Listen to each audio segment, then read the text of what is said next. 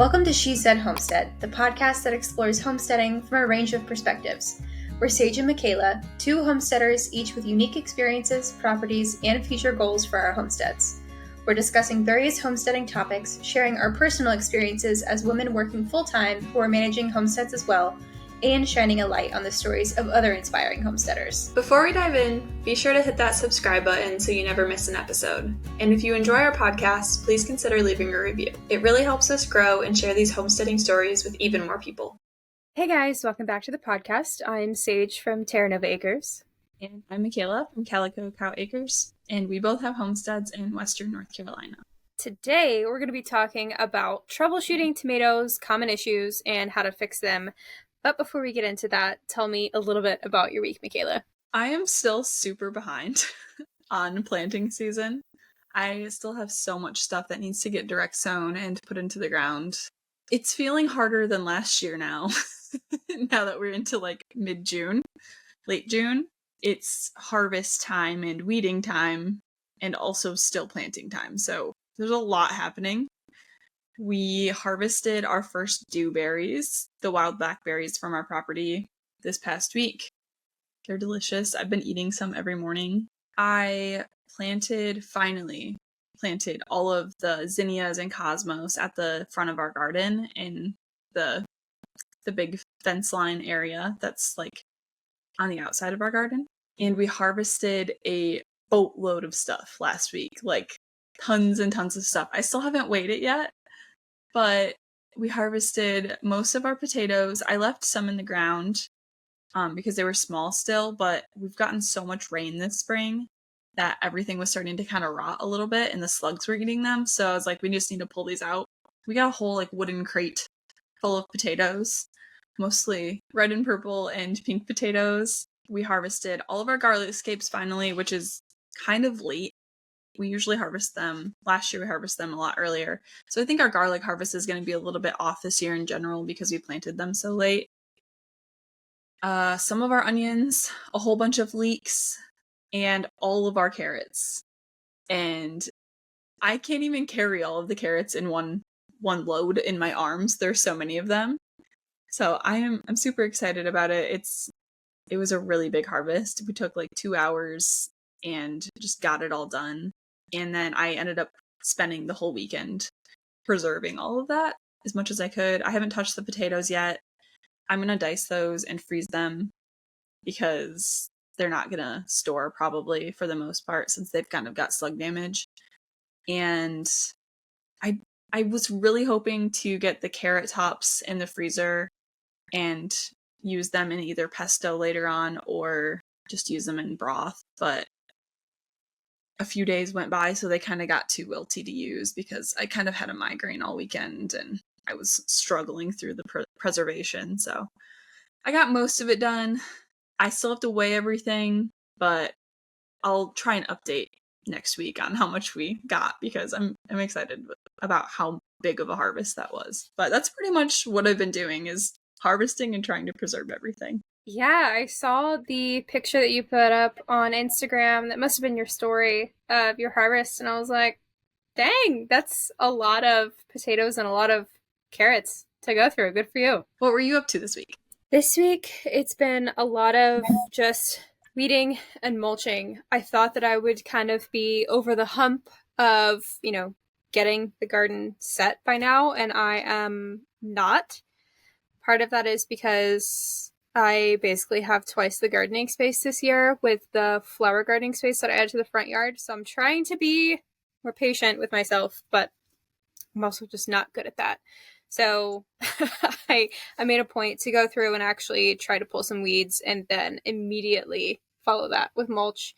And I've gotten really sick of using the wood mulch because it's just so heavy and it's so much. So at this point, I'm using my spent hay, I'm using some straw, because it's so much easier to lug around. It's so much easier to spread. And I know that I'll have to, redo it probably before the season's over. But if I try to do everything with wood mulch, I'm never going to finish. So it's very much a good enough situation right now. I did also pull my garlic this week. So I would like to try to flip that space in the garden, but that's also not a strong suit, and I'm still not done mulching, so I say that, but we'll see if that happens. And then, not garden related, I had to requeen my hive this week because the queen that I had in there was only laying drone brood, which is not good. That's not sustainable. So I had to order a new queen, go get her, and then Chrissy helped me capture the old queen and Marie Antoinette her. That's what we nicknamed her. and put the new queen in there. So I'll go back in the hive probably tomorrow and see if they have released her from the queen cage, and if not, go ahead and remove the rest of that candy plug and add her in there, because that colony needs new eggs and new brood so bad.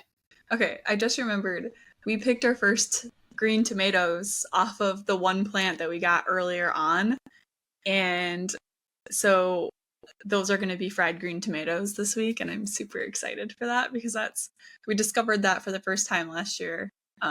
We tried them and it was so yummy, and I've been waiting for a very, very long time to have them again.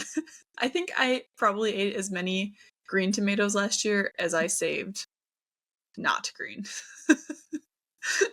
Wow. That's impressive. I don't know. I grew up around fried green tomatoes because I grew up in the South, but I'm not really a fan of them. I do like them tempura fried, and then you make like a sriracha aioli. That's good. But that's pretty much the only way I'll eat them. I also have green tomatoes, but I don't really pick them to eat them that way unless, there's damage on them or something and I have to harvest them green or not get anything. It's just how I roll. I like them whenever we make like the shishitos, the blistered shishitos, and the zucchini fritters that I talked about in one of the last few episodes. I can't remember which one. But all of those things paired together, they're like all sides, and it's just like a yummy little snack. That sounds like the garden version of girl dinner. Yeah, it is. Speaking of tomatoes, let's get a little bit more in depth with the topic today, starting with just some general background on tomatoes. We have some fun facts about tomatoes to start off with, and these are things that we thought were interesting and things you might not know. Maybe some of them you do know. The first one is that they're nightshades. That is something that's pretty commonly known, and they're native to South America, which is not something I knew before we kind of looked this up. Did you know that before? I did not. I always associate them with the Mediterranean and the Italian cuisine, and it was only in looking it up and realizing that, that was one of the main places they went and places that they thrived after they were domesticated. And we started to do things like, specifically create different breeds. Is that the right word? Varieties. That's what I was looking for. Create different varieties of tomatoes and select certain characteristics to, have things like really acidic, juicy, ripe slicing tomatoes, or something that's really good for canning. We stake tomatoes in our gardens, but naturally they are like creeping plants. They kind of want to flop onto the ground and just crawl their way across the ground. And that's kind of why like their stems will have roots that kind of pop into the ground further if you let them, or pop roots into the ground further if you let them. So if we didn't stake them, they would just kind of tip over and you'd waste most of the fruit. But that's how they continue to grow, is they drop their fruit along the ground and then the seeds plant themselves and they continue on. Yeah, it's so interesting to me that they grow in the wild, where naturally, like pumpkins or melons or something.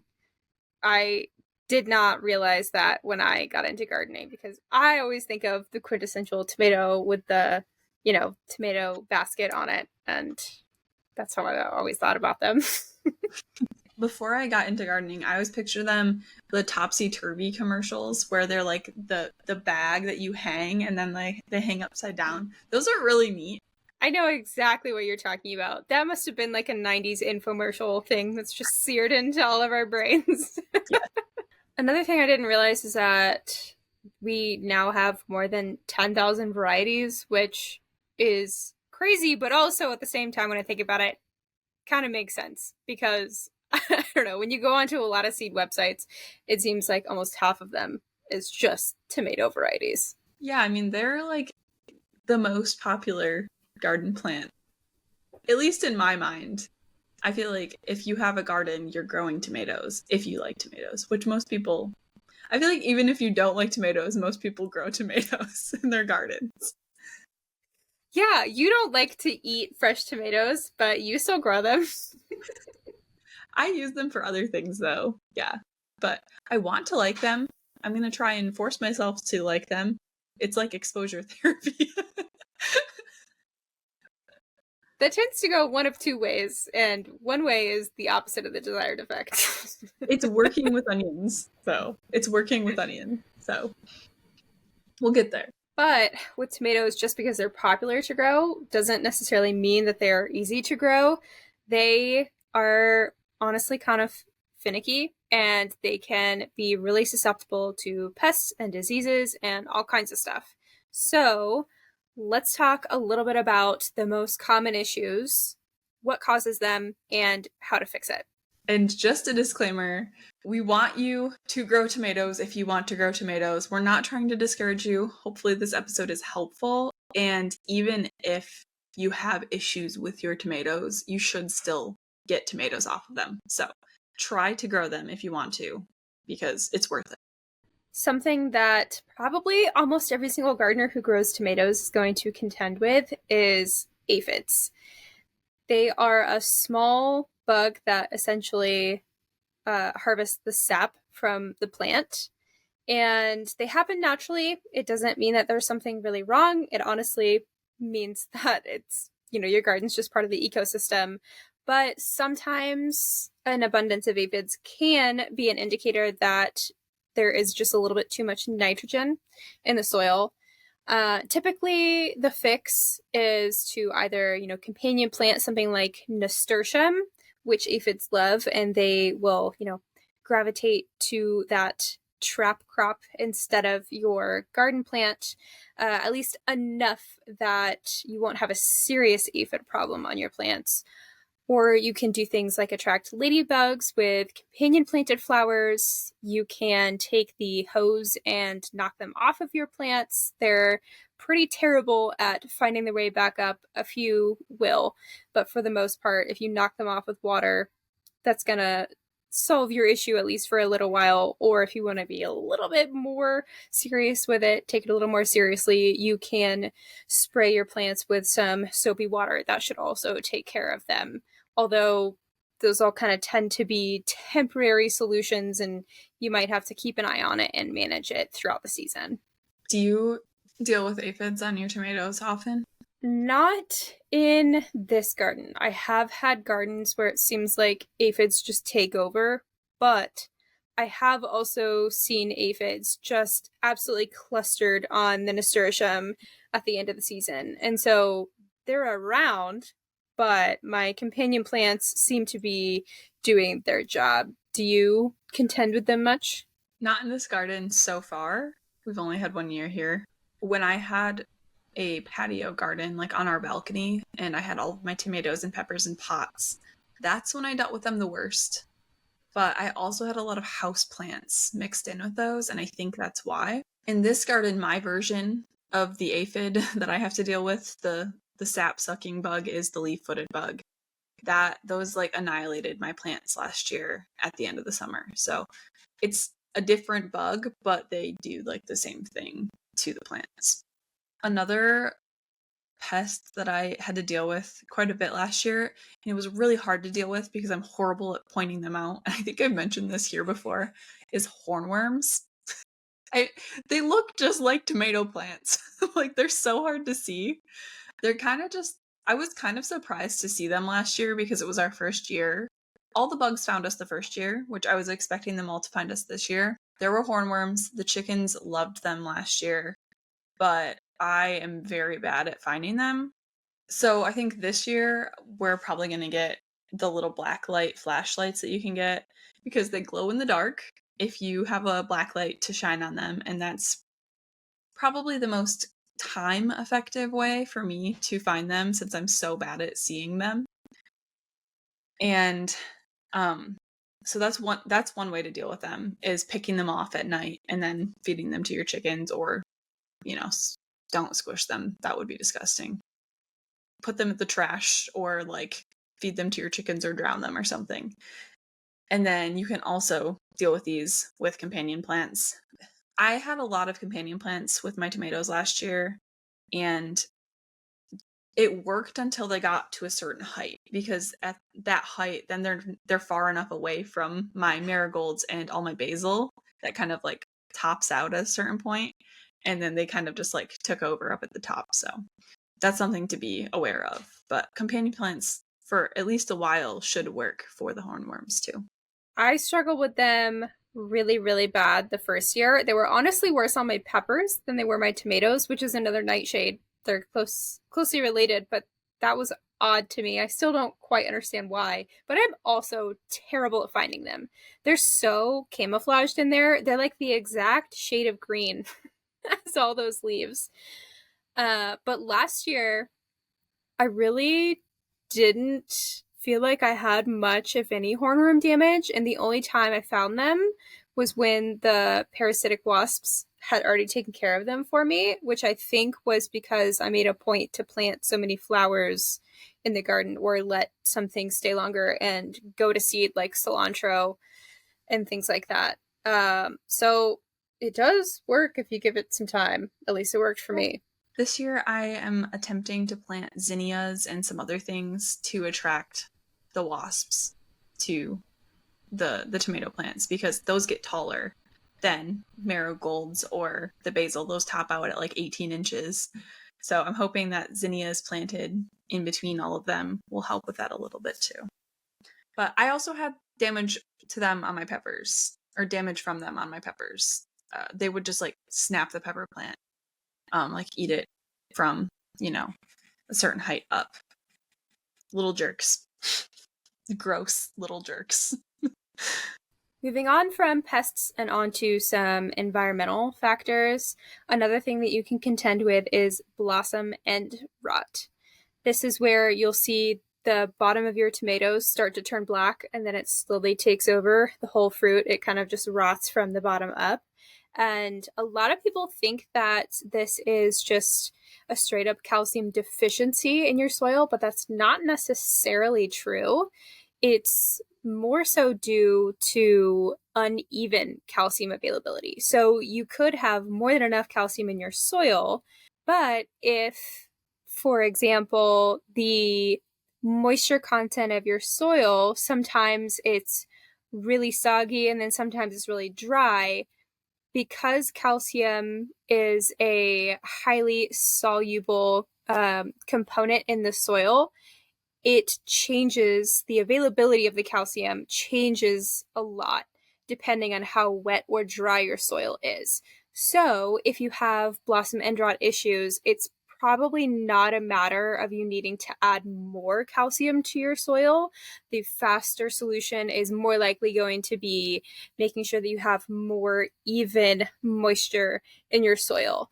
And that can kind of be a challenge. I mean, we are currently dealing with weather that went from super rainy to super dry, and we can moderate that a little bit by watering more in the dry times. But something that will help probably more than anything else is honestly mulching. Your tomatoes are gonna love it. I've never mulched a plant and had that plant not like it.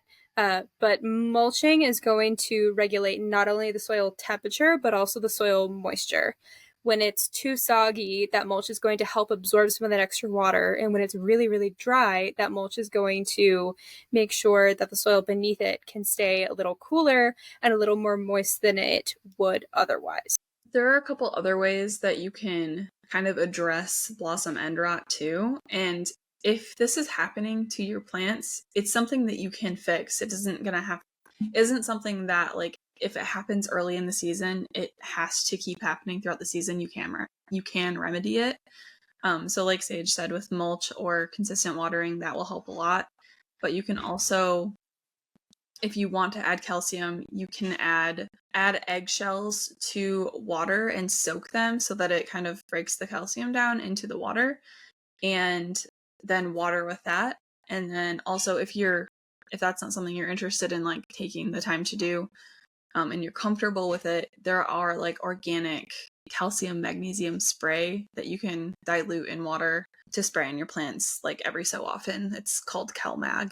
I did that last year because we were having issues with it, and I just wanted something that would fix it quickly without having to think too much about it because I was very overwhelmed last spring. So it worked fine. The rest of the summer I didn't have any issues with it. So that's an option as well. Yeah, I'll also typically see people recommend to add straight eggshells to your soil, and that will eventually add calcium to your soil, but that will honestly probably take a couple years, and it's not going to help with this season's tomatoes, unfortunately. I know you did this year, but that also means that cracking an egg under your plants isn't going to quite add that calcium for the plants this year. That will kind of help later on, but I feel like the egg has other benefits for the plant probably than just the calcium. I didn't love that method. It honestly just made Athena more motivated to dig my tomatoes up, and I didn't see any hugely beneficial growth spurt or anything. So I probably just won't even try doing that in future years. I am not going to because Ricky already likes to dig up my garden. And I know that if I do that, either him or the skunks that are around or some other critter is going to try and just dig up my tomato plants, so I'd rather not do that. We did have, I know I've mentioned this before on a different podcast episode, but we did have somebody comment who's local on one of our YouTube videos one time and said they add lime to their tomato beds in January or February, and then they don't deal with blossom end rot because of that. And so we tried that this year, and I'm curious to see if that makes any difference. So far, we don't have any, but we also don't have a lot of tomatoes yet. So another environmental factor that you might come across is your plants not setting fruit. A lot of the times, this is just because it's too hot outside. So tomatoes won't set flowers that I've seen over 90 degrees, which means they can't put fruit out. There are a lot of ways that people kind of deal with this. You can use shade cloth or just locate your tomatoes in a spot that gets a little bit of shade. Tomatoes like full sun, but you have to remember that full sun means like 6+ hours of sun, not full day sun. So if they get a little bit of shade and it cools them down a little bit, that's not necessarily a bad thing. You could just wait and wait for the temperatures to cool down a little bit later in the summer. I don't know. Here it goes through waves. Like some weeks are really hot. Right now it's really hot. Sometimes it's cooler. And that kind of just changes throughout the summer. This one, I have noticed a little bit. I feel like I do fight that with the inevitable, heat waves that come through. Do you find that your plants stop flowering, or do you find that they flower, but the flowers don't set fruit and they just drop off? From what I've seen, they don't really flower. Or like they'll start to flower and then the flower falls off like before it's even fully opened. They kind of just crisp up and die. It always just holds its fruit, like whatever fruit it's already got, and then it exists for a while until it cools down. This is one of the reasons that a lot of people will grow their tomatoes in a greenhouse or some sort of cover, because they can put fans on them or they can put shade cloth in the tunnels or greenhouses. And then blight, which we're going to talk about later, especially in our area in Western North Carolina where we get so much rain usually. That's another reason, but we'll get into that one later on. Something else that can happen to you is that your fruit can split. And that just happens when, for example, it rains really heavily and the plant absorbs too much water at once. That plant is going to send a lot of that water to the tomato fruits, and sometimes the inside good stuff can't be contained by the outer peel, which means that it'll split. The way to fix this is honestly to just harvest any fruit that's close to ripening before a really big rainstorm. So you do have to keep an eye on the weather. You do kind of have to keep that in the back of your mind. And tomatoes can probably be harvested sooner than you think. As soon as a fruit starts blushing, it has what it needs to be able to fully ripen off of the plant. If you pick a green fruit, it won't be able to ripen. So I don't recommend picking anything that hasn't blushed at all. But that's something that I will do is I'll go through my garden, and anything that is close to being ripe, I will pick before a big rainstorm. I don't get too crazy with it unless I know that the storm that is coming through is going to be like a really big one that I might lose fruit. But that would be a scenario where I might make some fried green tomatoes if I had really not very ripe fruit split open. Do you have any specific varieties of tomatoes that you've noticed this happens with more than others? Yeah, I feel like it happens a lot more often with the slicers. I don't really notice it on my canning tomatoes, which that would be Roma San Marzano and this year Amish paste. I do see it a little bit with the cherry tomato varieties, but those big slicers seem to be the most prone, at least in my opinion. I would agree with that, especially the ones that have a lot of folds in them, like any cat-faced tomatoes or the like mushroom tomatoes that are really ripply. Those tend to split more in my experience. Another thing that can tend to happen for a variety of reasons is leaf roll, the leaves rolling up on your tomato plants. And heat, dry weather, or exposures to herbicides can cause this. So whether or not you are intentionally putting some sort of herbicide or whatever in your garden, you're using additional chemicals in your garden. If you buy straw or hay and you're mulching with that, or if you're using mulch or something from somewhere you don't really know, that can sometimes have herbicides in it, and you'll be able to tell if you put it with your tomatoes. The leaves will curl up. But also, if the temperatures are getting too hot, you might notice that this happens. And same with the dry. If they need water, they're going to curl up. So really the only way to fix this is to just kind of moderate whatever is stressing them out. And sometimes that can be really hard to do, because if you don't have a way to shade them if it's too hot, you might just have to let them deal with it and, hope for the best. Same with dry weather. If you're not going to be keeping up with watering them and keeping them mulched, it can be hard to avoid that. I really don't know if there's anything you can do if you expose them to herbicides. They might just happen, and again, they're kind of on their own at that point. Yeah, it depends on what they're exposed to and how much they're exposed to, right? It can even, in theory, possibly happen if your neighbor sprayed something and it was a breezy day and it made its way into your yard. Unfortunately, it's not even something that you can always necessarily control. But what immediately comes to mind is Roots and Refuge, right? Because she got that organic compost. I think it was organic. And she couldn't grow any sort of nightshade for years. And she did this whole remediation project. She has a whole series of videos on it. And if you're curious, go check it out.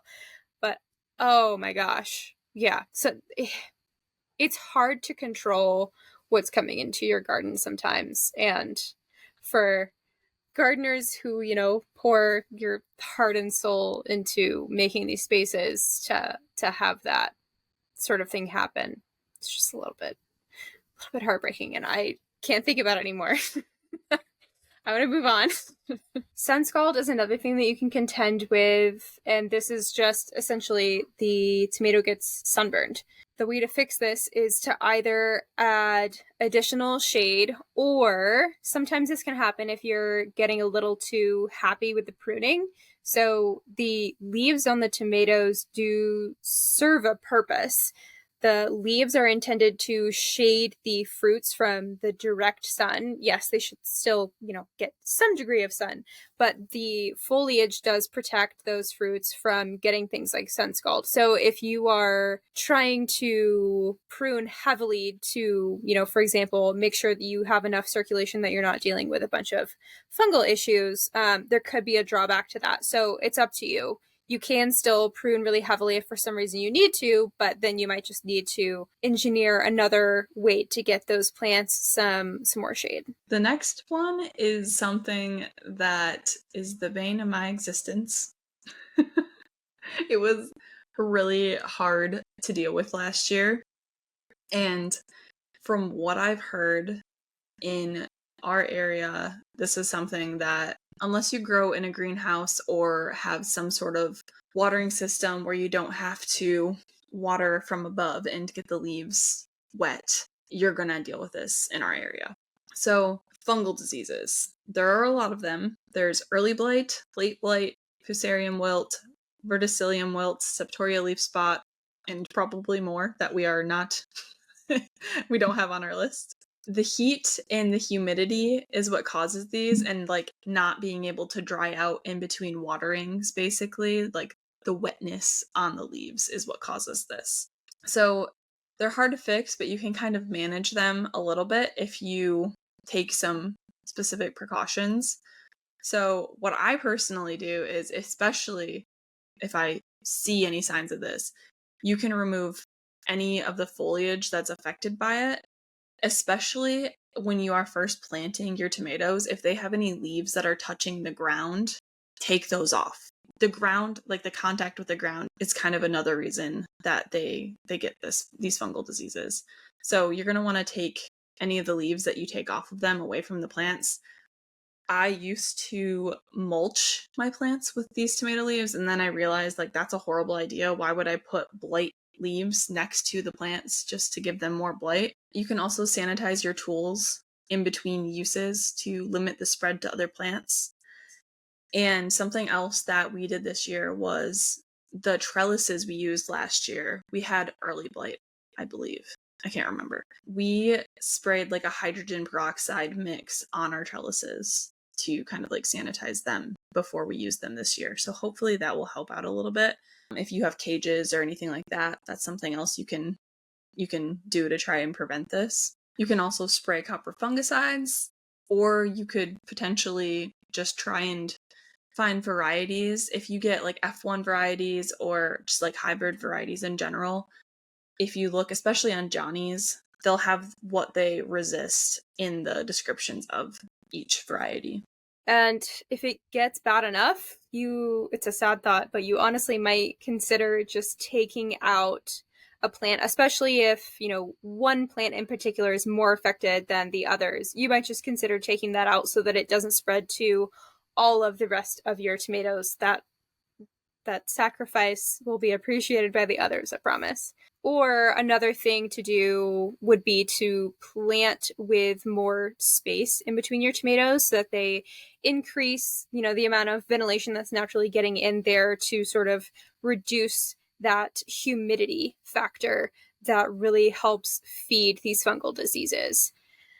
I know with how wet this spring was, I am noticing fungus on my tomato plants. And it's not something that I dealt with very much last year, but it is something that I dealt with the first year. And I kind of thought that after last year, I was like, oh, the soil is good enough that maybe I don't have to deal with this. And I'm getting humbled a little bit on that. So this is definitely something that I'm going to manage. And I don't know, I don't usually add much to my garden, but if it gets bad enough, I might look into those copper fungicides and see what the potential drawbacks of those are, if it's worth it. We have copper fungicide already on hand because we have cedar trees on our property and we have apple trees, and the cedar trees have the gross cedar apple fungus, or is that what it's called? Cedar apple rust? Something like that. Some of our brand new trees that we planted already have it. So we were just like, you know what? I'd rather have the trees and have to spray the copper fungicide on them. It's fine. Like, not everything's going to be perfect. I don't know that I would put it on my tomatoes. Like, I don't know if I care about the tomatoes that much. I got enough fruit off of mine last year, even with having early blight, that it wasn't that big of a deal. I just had to keep up on it. But this year, I'm spacing mine out a little bit further from each other, and I'm planting different things in between them, like the zinnias and stuff, to kind of break that up. I know you did that with watermelons? Was it watermelons? Yeah, various kinds Did it of work? melon. It was smaller melons. It was like cantaloupe melons, and then also some butternut squashes, those kinds of things. I don't feel like Did it that work? really did anything, and I feel like the cucurbits that I tried to grow vertically suffered for it, so I just said scrap that. I'm planting the zinnias mostly for companion plants up high to bring in the Mm-hmm. wasps and stuff, but I figure if I space them a little further apart and they're broken up a little, that can't hurt, right? So we'll see. Another thing that you might deal with due to the hot and humid conditions is powdery mildew. That's kind of like a white, dusty appearance on the leaves. That's how you'll know that you're dealing with powdery mildew. And it seems like 1,000,001 treatments out there that people will claim, they have their special recipe of what they use, and that's what they do.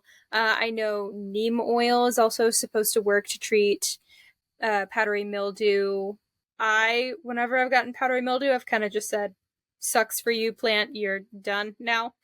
I don't usually try to treat it, usually because I have so much other food that I'm like, whatever. I've kind of planned to lose some things, and I'm okay with it. But this is another thing that you're going to want to sanitize your tools to limit the spread to other plants. Other things can get this too.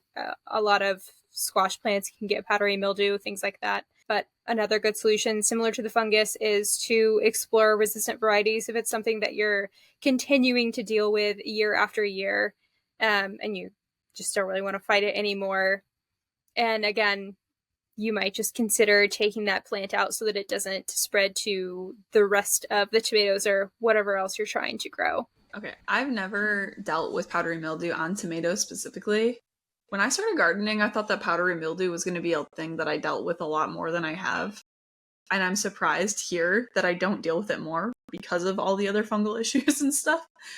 But I don't think I had it at all last year. And when we lived in Charlotte, I didn't have it. I haven't really had it in any of my gardens. I think the once or twice I just ignored it and it like went away. Or it didn't affect it enough to like matter. But I guess in tomato world, it would make sense, just like with the other fungal stuff, to like space the plants further apart and try and get more airflow in them.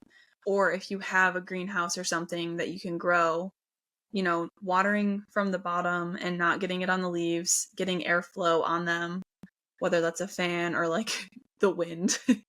any airflow is going to help that a lot. Okay, hopefully we haven't scared you guys away with all of these tomato issues. We're going to go over and reiterate a few of our best tips for growing the best tomatoes that you can possibly grow. One of the things that I try to make sure to do is to harvest them midday when it's warm. Most things in the garden you want to harvest when it's cool out, either in the morning or in the evening, so that the water content is really high in there and they're going to be crispy and not like floppy and kind of gross when you pull them in the house. But tomatoes are different. They are something that you do want to harvest in the heat, because that means that the sugars are going to be concentrated. And although we love a juicy tomato, really what makes the difference is when those sugars are concentrated and it just has that awesome sweet flavor. Do you do lunchtime tomato harvests? Yeah. During the summer? Usually about that time, I am looking for a break from my computer, so I mosey up to the garden for 5 minutes and I go pull some tomatoes, and then that makes me happy, and then I can stare at my computer screen for a little bit longer. The things we do to get us through the day. I do the exact same thing. Okay, so something else you can do is not over-fertilize them with nitrogen, because when you get too much nitrogen in the soil, you're going to get a lot of lush greenery, lush leaves, but that doesn't necessarily convey to getting a lot of flowers and fruit. You want to have balance in your soil, because the other parts of the equation of soil are kind of what also contribute to flowers and fruits, not just nitrogen. But adding compost is also not really a bad thing. And tomatoes, like we talked about earlier, they're just kind of a little sensitive. They're kind of a delicate plant, at least insofar as we have bred them to be. So really, they thrive in those Mediterranean climates where it doesn't get too warm, it doesn't get too cold, the sun really isn't too scalding hot. And so anything that you can do to protect them or baby them, even if it's a little bit, is probably going to translate into happier plants. So this would be things like making sure that they get ventilation. Also, like we talked about earlier, the mulch is something that they're really going to appreciate. I can attest to that firsthand. I feel like my tomato plants shoot up almost a foot taller when I give them mulch and they get a good rain. And then also, if you can, planning your where you're planting your tomatoes so that they get morning sun but afternoon shade, because again, they do need full sun, which is 6 to 8 hours roughly, but they appreciate the morning sun because it's less harsh, and then by the time that it gets really hot and they might be stressed out, then they have that afternoon relief of the shade. At least that's the ideal scenario. And one we already mentioned a couple times, but just to reiterate it, if you want to limit disease, especially with those fungal issues, you want to make sure that the foliage is not touching the dirt, or you have mulch on top of your dirt, because having that barrier to the ground is definitely going to prevent the transfer of those things to the plants, to the rest of the foliage. So whenever I plant my tomatoes, I just pop them in the ground. If any of the leaves are even close to the ground, I cut those leaves right off. They'll grow more. It's fine. And then you want them to not be touching each other if you can manage it. Do you follow the rule of pruning up to the lowest set fruit? I prune off all of my suckers and anything that's touching the ground. That's it. Do you prune suckers for determinate varieties too? No, I don't really grow determinate varieties though. Oh, well, then that would solve that, wouldn't it? And then to go into a little bit more detail of something we talked about earlier, again, to limit the risk of diseases, the tomato plants are going to thank you if you can find a way to water just the ground and not the foliage. So, taking the hose, putting it on the shower setting, and getting all of the leaves and all of the stems wet isn't necessarily something that they're going to appreciate. And if you are setting up some sort of irrigation system in your garden, instead of choosing something like an overhead sprinkler, if you can manage it, choosing something like drip tape or a soaker hose where it's just putting the water directly onto the soil. It is not getting any water on those leaves or the rest of the plant. That is going to help tremendously. I feel like I say this about every plant that we talk about in the garden, but harvesting a ripe, juicy, big tomato in like the middle of the day when the tomato's hot is just so satisfying, especially when you've been like watching it get bigger and bigger and like change color and everything. They're just so beautiful. I feel like we should challenge anyone who's listening. We want to see your tomatoes because I think tomatoes are really pretty and I like to share pictures of my tomatoes. So if you have any pretty tomatoes in your garden that you want to share with us, put them in your stories on Instagram and tag us so that we can see them too. Thanks for joining us on this episode of She Said Homestead. We hope you enjoyed our chat. Before we say goodbye, we'd love to hear from you. Send your homesteading stories to us at shesaidhomestead@gmail.com. We can't wait to share them on the air. To stay connected, follow us on Instagram for updates and sneak peeks at what's coming up next. If you like video podcasts, make sure you subscribe to the She Said Homestead YouTube channel too. We can't thank you enough for being part of the She Said Homestead community. Until next time, happy homesteading.